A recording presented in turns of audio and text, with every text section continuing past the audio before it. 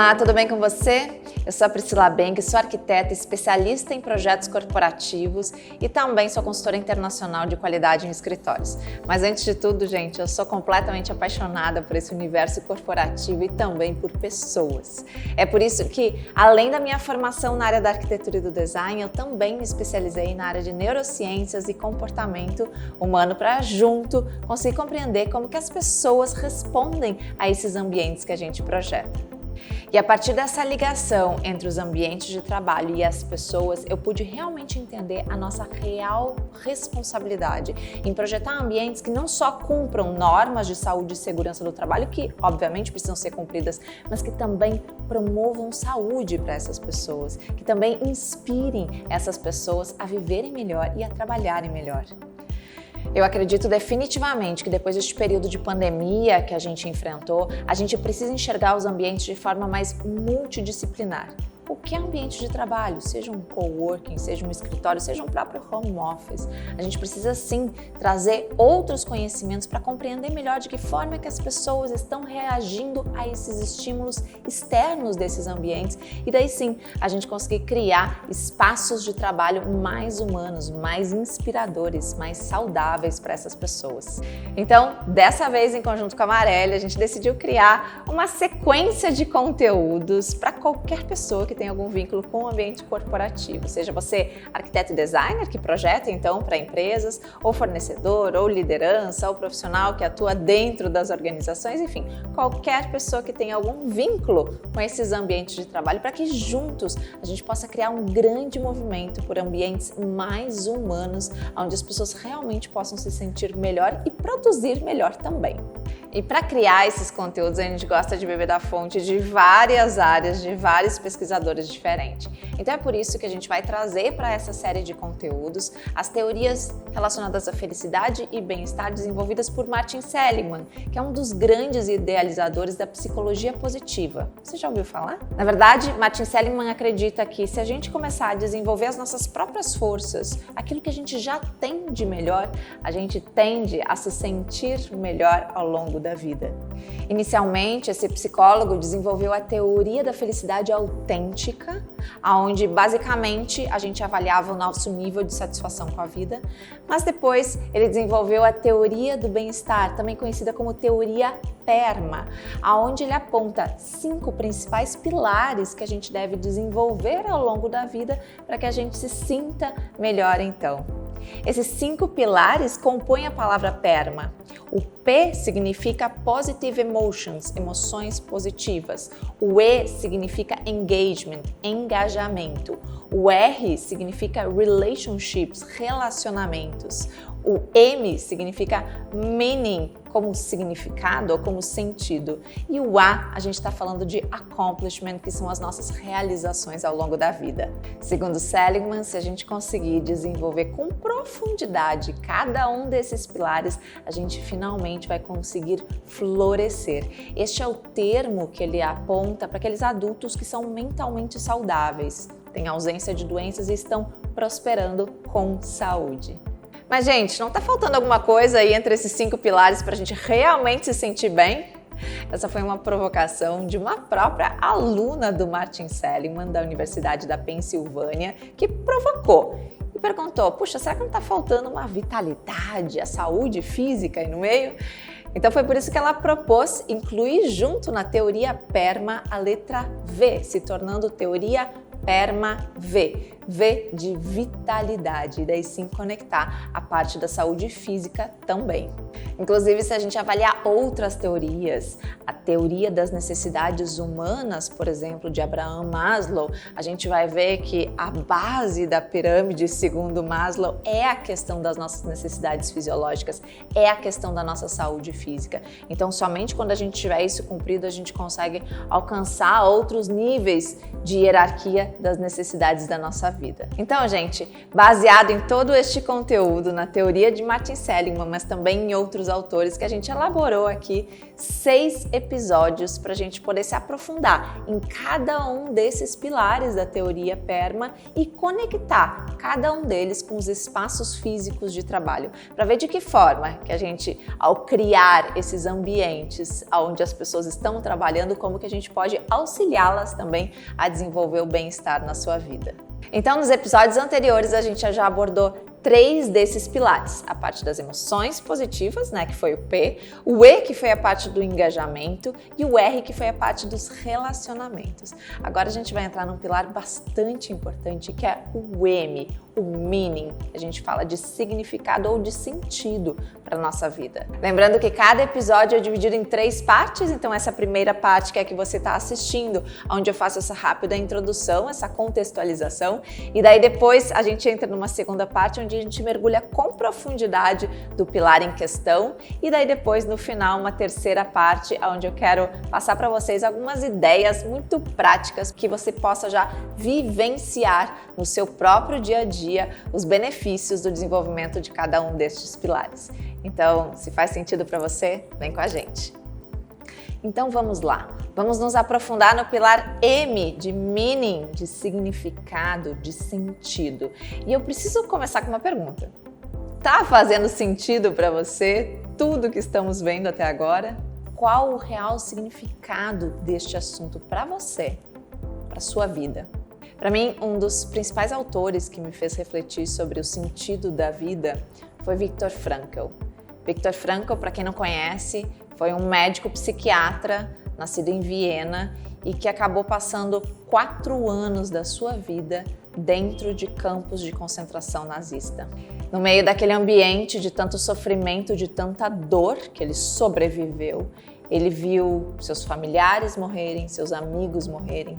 E mesmo assim, ele não desistiu de viver. Ele enfrentou tudo isso e ele sobreviveu a esses campos. E quando ele saiu, então, depois deste longo período onde ele ficou neste ambiente de tanta dor, de tanto sofrimento, ele começou a refletir sobre o que fez ele sair daquela situação e conseguir continuar vivendo. E ele também avaliou outras pessoas, outros sobreviventes dos campos de concentração, e a partir daí ele desenvolveu toda uma linha de pesquisa que se chama logoterapia, que é inclusive muito conhecido dentro da área da psicologia, e trouxe um conceito muito importante sobre a própria existência do indivíduo, existência do ser humano. Ele acredita muito que a gente existe aqui por um porquê, por um sentido. E no momento em que a gente tem clareza qual é o nosso sentido da vida, isso nos dá muita força, inclusive para enfrentar esses momentos de tanta dor e tanto sofrimento que a gente pode passar. Segundo Viktor Frankl, nós, enquanto seres humanos, a gente tem 2 grandes forças psicológicas. Uma delas é a capacidade de decidir e a outra é a liberdade de agir. Ou seja, diante dos acontecimentos externos, a gente pode tomar decisões e ser livre para agir como a gente quer ou reagir como a gente quer diante dessas situações. Inclusive, ele fala que ao dar sentido ao sofrimento, nós o tornamos mais suportável. E daí, enquanto eu lia sobre Viktor Frankl, eu também lembrei de uma frase de Nietzsche que diz o seguinte: quem tem por que viver, aguenta quase todo como. Quem tem por que viver, aguenta quase todo como. Então, gente, eu fiz essa rápida reflexão inicial sobre esse assunto que é super complexo e obviamente mereceria horas de análise e discussão aqui, mas só para a gente poder entender a relevância deste pilar e agora sim conectar a própria teoria PERMA e também aos ambientes físicos de trabalho. Porque eu fico me perguntando, será que é possível, através desses espaços que a gente projeta, a gente reforçar os benefícios que este pilar pode trazer? Ou seja, será que através dos ambientes físicos a gente pode auxiliar as pessoas a ter mais clareza sobre o sentido da vida delas? Sobre por que elas fazem o que elas fazem? Como eu falei anteriormente, a palavra meaning, essa palavra em inglês, ela significa a questão do sentido, né, do significado, mas também a gente pode ir mais além a questão do propósito. E hoje a gente já tem vários estudos que demonstram o quanto que uma pessoa que entende qual é o seu propósito de vida e tem suas ações, suas decisões ao longo da vida alinhadas com este propósito, o quanto ela não se sente melhor, o quanto ela não acaba florescendo mais, como diz o próprio Martin Seligman. Eu costumo sempre falar para os meus alunos, né, que para a gente realmente poder provocar um impacto externo, a gente precisa começar pela gente. Se o próprio Viktor Frankl diz que a gente tem essa capacidade de decidir e essa liberdade de agir, não seria então muito coerente que na hora da gente fazer um projeto para uma empresa, a gente pudesse seguir a coerência e o alinhamento do próprio propósito dessa empresa? Para que o sentido que a empresa tem esteja alinhado e represente isso através do ambiente físico? O que eu estou querendo dizer com isso? Vamos para a prática. Para quem aí já estava envolvido com projetos corporativos há uns anos atrás, provavelmente lembra da época que surgiram os escritórios do Google. De repente, vem uma empresa que propõe ambientes físicos de trabalho completamente diferentes dos tradicionais que vinham sendo feitos. Então, ao invés daqueles escritórios, né, com uma aparência formal, mais rígidos, mais sérios, de repente surge um ambiente de trabalho completamente diferente, descontraído, né, divertido, onde as pessoas se sentiam mais à vontade. Esse surgimento dos escritórios do Google foi tão importante que inclusive se deu um nome, o próprio estilo Google, um estilo arquitetônico. Nunca antes isso tinha acontecido, nunca antes uma empresa conseguiu definir um estilo arquitetônico como o Google fez. E daí não era incomum, e se você já atuava nessa época provavelmente lembra, porque eu me lembro de muitos clientes que chegavam para mim e diziam: Priscila, tenho lá uma sala no meu escritório, vamos fazer algo estilo Google? Vamos botar uns puffs, uma mesa de ping-pong, pintar umas paredes coloridas? E aí eu ficava me perguntando, puxa, será que esse estilo realmente é coerente para esta empresa? Será que isso realmente vai funcionar? E aqui a gente precisa ter clareza e entender, gente, que o ambiente físico, o significado que tem um ambiente físico, ele vai muito além da questão estética. Ele realmente vai impactar nas pessoas. E é por isso que, se não existir um alinhamento, uma coerência sobre o propósito da empresa e o ambiente físico, não vai funcionar. E, inclusive, o que é pior, se daqui a pouco é uma empresa que tem uma hierarquia muito vertical, né, tem uma cultura diferente da cultura do Google e quer implantar um ambiente simplesmente porque está na moda, pode ter inclusive um efeito oposto. Ao invés dos colaboradores se sentirem bem ali, isso pode ser inclusive ridicularizado. Então a gente precisa tomar muito cuidado para daqui a pouco não sair replicando um modelo que não esteja coerente com a essência daquelas empresas. Então, por que os ambientes do Google funcionam para eles? Se a gente se aprofundar um pouquinho mais na cultura da empresa, a gente vai entender que tudo ali tem um porquê. Tudo ali está coerente com o propósito, com a cultura dessa empresa. Eu lembro muito do livro do Laszlo Bock, que ele diz, né, que o que eles defendem no Google é ser sério sem usar terno.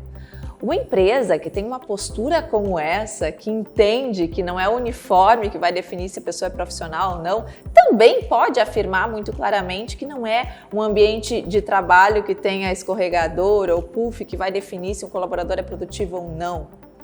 Então, tudo faz sentido e é por isso que, de fato, para eles esse estilo funciona.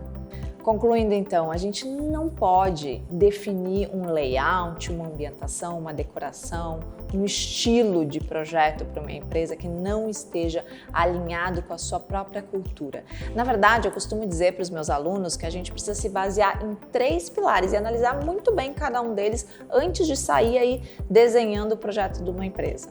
O primeiro pilar, como a gente falou anteriormente, é a parte da cultura, é realmente entender essa organização é uma organização que tem uma hierarquia vertical, muito rígida, ou não, é uma organização que já está com uma cultura, uma hierarquia mais horizontal, mais aberta, todos têm voz dentro da empresa. Quais são as expectativas dessa empresa, qual é o propósito dessa empresa? Então, realmente, ter uma clareza sobre a cultura que envolve aquela organização. Um segundo pilar que a gente precisa avaliar com bastante profundidade é o tipo de atividade que essa empresa executa. Então, que tipo de habilidades e capacidades que esses colaboradores dessa empresa precisam desenvolver? É uma atividade profissional que exige muito foco, muita concentração? Ou não? É uma empresa que daqui a pouco trabalha mais com a questão criativa, onde os profissionais precisam ter um ambiente mais informal que favoreça isso? E o terceiro pilar que a gente precisa sim desenvolver com muita profundidade, e não é menos importante, todos esses pilares são extremamente importantes, é a questão das pessoas. Quem são as pessoas que trabalham nesses ambientes? Qual é a cultura delas? Quais são as expectativas delas? Que geração elas são? Então, tudo isso vai alimentando, vai nos dando base para entender como que deve ser o ambiente físico de trabalho dessa organização. Faz sentido isso para você? No momento em que a gente tiver esse alinhamento desses pilares, aí sim a gente consegue continuar essa coerência e refletir isso para o espaço físico, para daí sim esses ambientes fazerem sentido para essa empresa e para as pessoas que trabalham lá. Então, depois de mergulharmos e entendermos claramente a relevância do pilar M, meaning, como sentido e significado, agora a gente vai para uma parte muito prática. Eu quero mostrar para vocês uma ferramenta que vai, inclusive, nos auxiliar durante o projeto a compreender melhor esse alinhamento, essa coerência, para a gente poder desenvolver espaços ainda mais eficientes para as organizações. No vídeo anterior, entendemos o quanto a coerência é importante para a gente poder desenvolver e projetar ambientes que realmente façam sentido, que é esse pilar M que estamos falando aqui de meaning, de significado, de sentido da teoria PERMA. Bom, agora a gente vai para a prática. Como que de fato podemos analisar qual tipo de ambiente faz sentido para uma empresa? Eu adoro visitar sedes de empresas para ficar analisando exatamente isso. Tento olhar lá por que colocaram tal coisa dessa forma, por que fizeram tal ambientação, e daí eu correlaciono com a cultura da empresa para ver se está fazendo sentido. Então, numa das viagens de imersões aí que eu já fiz para visitar sedes de empresas, do Vale do Silício, inclusive, me chamou a atenção algumas que eu queria compartilhar aqui com vocês. Eu lembro quando fomos visitar a sede da Adobe, que é uma empresa e uma multinacional americana que desenvolve softwares multimídia e para áreas de criatividade. E naquele momento em que a gente visitou, a empresa estava passando por um processo de transformação da sua cultura e se transformando numa empresa muito focada no bem-estar e na saúde dos profissionais que trabalhavam lá. Então, eles estavam criando um grande centro de espaço de bem-estar, que eles chamavam, onde tinha espaço para academia, espaço para salas de meditação, espaços para relaxamento dos colaboradores, áreas externas com hortas, com espaço para as pessoas ficarem ao ar livre. Então, toda aquela nova construção estava sendo muito coerente com a mudança de cultura que estava acontecendo dentro da própria empresa. Já na sede da Salesforce, outra empresa que nós visitamos na região de São Francisco, foi muito interessante analisar porque eles desenvolveram, projetaram e executaram um grande parque ao lado dos prédios da própria empresa. O que eles se deram conta? De que os profissionais acabavam ficando longas horas do dia dentro desses escritórios, que acabavam sendo ambientes fechados, com climatização artificial, muitas vezes com pouco acesso à luz natural, e permaneciam ali o dia inteiro. Então eles queriam criar um espaço ao ar livre, onde as pessoas pudessem se movimentar mais, pegar luz solar e que assim se sentissem melhor. Então foi criado todo um parque junto a essa empresa, que inclusive serve para a própria comunidade de São Francisco, e é muito interessante porque no momento que a gente estava lá, a gente viu muitos dos colaboradores no seu horário do intervalo de almoço descendo para ir para o parque almoçar ao ar livre, sentado na grama. Gente, isso não é lógico, não é coerente com uma mudança que a empresa queira fazer? Ou com a observação de que algo não estava funcionando bem e usou do ambiente físico para criar uma estratégia para resolver um problema? Já na sede do Booking.com, que é uma das maiores empresas aí de e-commerce de viagens, me chamou muita atenção a estratégia que eles utilizaram na área interna dos escritórios. Junto às salas de reuniões, tinham grandes painéis com fotos de espaços da cidade, né, de pontos turísticos da cidade, que eram tiradas pelos próprios profissionais que lá trabalhavam, pelos próprios colaboradores. E também as decisões sobre onde localizavam cada sede da empresa eram decisões muito estratégicas, porque todas elas tinham vistas belíssimas para a cidade, justamente para aqueles pontos turísticos de São Francisco. Então, olhem como tudo tem um porquê. Já que é uma empresa de viagens, ela vai focar em representar o que tem de belo em cada cidade dentro das suas sedes. É coerente. E isso é um argumento muito grande para uma decisão de projeto que a gente precisa sustentar. Então agora eu queria compartilhar com vocês uma ferramenta que pode nos auxiliar nessa investigação sobre todos os pilares relacionados à organização que precisam estar alinhados, que precisam estar em coerência, para daí sim a gente ter informação suficiente para desenvolver os projetos desses espaços físicos. Você já ouviu falar na pirâmide dos níveis neurológicos?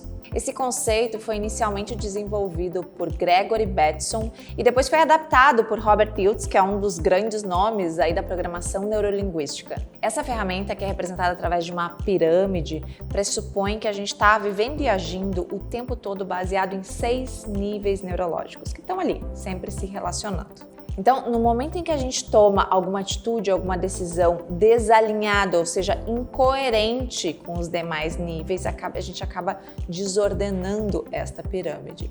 Isso reflete uma série de prejuízos. Agora, se a gente consegue manter uma vida com ações, com decisões alinhadas, coerentes entre todas essas camadas, entre todos esses níveis, obviamente a gente vai ter muito mais sucesso na vida. Mas o que eu quero chamar a atenção aqui é que Iltz propõe que a gente possa usar essa pirâmide, esses níveis neurológicos, também para analisar uma empresa. E essa é a ideia que a gente vai fazer aqui. Então, se a gente se aprofundar um pouquinho mais nessa pirâmide, a gente vai ver que existem as camadas de base e depois camadas superiores. Nas camadas de base, a primeira, que está bem lá embaixo, fala justamente sobre o ambiente. E aqui que entra o nosso trabalho, porque a gente está falando de ambiente físico. Então, o local onde as pessoas trabalham. Depois, uma camada logo acima é a questão do comportamento. E o que essa ferramenta afirma? Que o ambiente pode sim influenciar no comportamento das pessoas, assim como o comportamento das pessoas pode influenciar no ambiente. Ou seja, é uma via de mãos duplas. Exatamente o que a gente está falando ao longo de todos esses episódios, o quanto que o ambiente físico pode sim estar conectado com as pessoas e influenciar no seu comportamento, assim como ao contrário. Depois, acima dessas camadas, a gente tem a parte do desenvolvimento de habilidades e capacidades, ou seja, de acordo com o comportamento que a pessoa tem, ela vai desenvolver algumas determinadas habilidades e capacidades, assim como ao contrário também. Se eu me desenvolvo, se eu faço um curso, por exemplo, de algum assunto específico, eu vou acabar refletindo isso no meu comportamento. Então, lembrando que todas essas camadas, esses níveis neurológicos, eles estão sempre um sendo influenciado pelo outro. Então, até aqui, esses 3 primeiros níveis que representam a base da pirâmide são níveis visíveis. É muito fácil a gente chegar numa empresa e fazer um diagnóstico, primeiro, olhando o ambiente. Então, a gente pode fazer as nossas observações sobre o ambiente onde as pessoas trabalham. A gente pode, sim, analisar o comportamento dessas pessoas, seja entrevistando elas ou então na simples observação, na forma como elas se portam dentro desses ambientes. E a parte das habilidades e capacidades também a gente consegue facilmente identificar no momento em que a gente sabe qual é a função que essas pessoas têm, qual é o tipo de trabalho que elas executam, porque daí sim a gente tem clareza sobre quais as habilidades e as capacidades que precisam ser desenvolvidas nessa organização. Agora, quando a gente começa a ir para os níveis mais superiores dessa pirâmide, a gente começa a ver que a gente está falando de níveis neurológicos não visíveis, mas que são fundamentais da gente realmente investigar para poder ter coerência depois na hora de definir como serão os espaços físicos dessa empresa.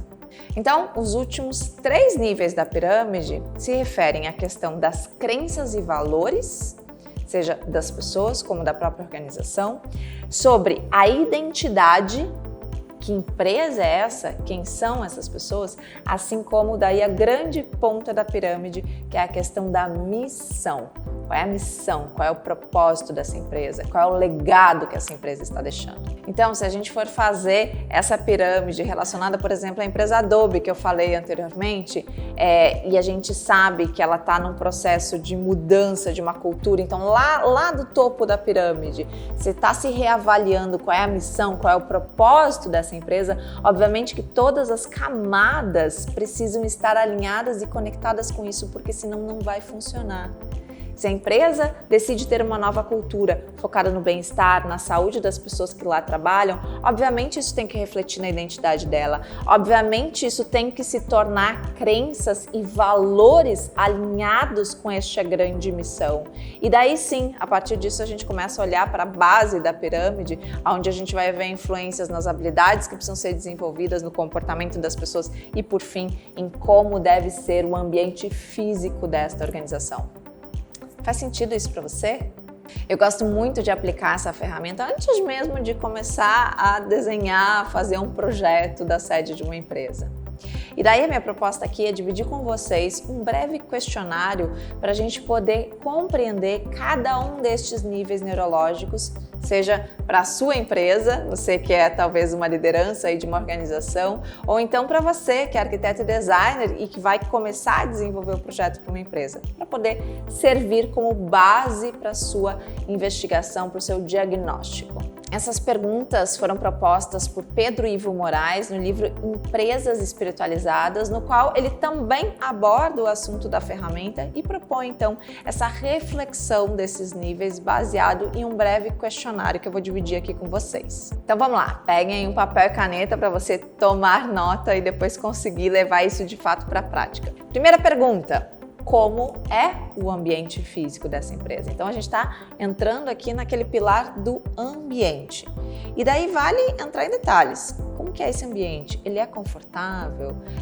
Qual é a capacidade desse espaço? Ele está cumprindo as normas de saúde e segurança do trabalho, né? Como é que é a ambientação desse espaço? Como é que são as cores? Como é que as pessoas relatam as suas percepções sobre esse espaço? Então, é uma análise profunda, entendendo como é o ambiente físico desta empresa.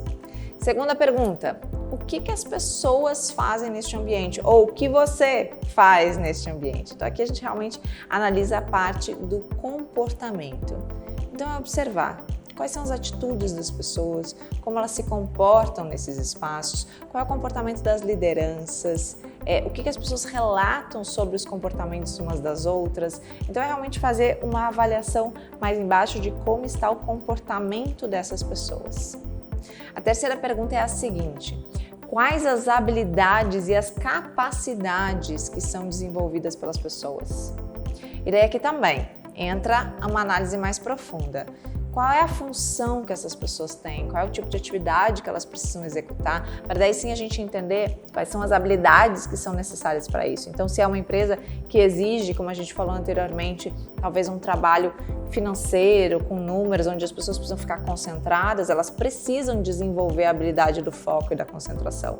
Então, quais são essas habilidades que precisam existir dentro desta organização?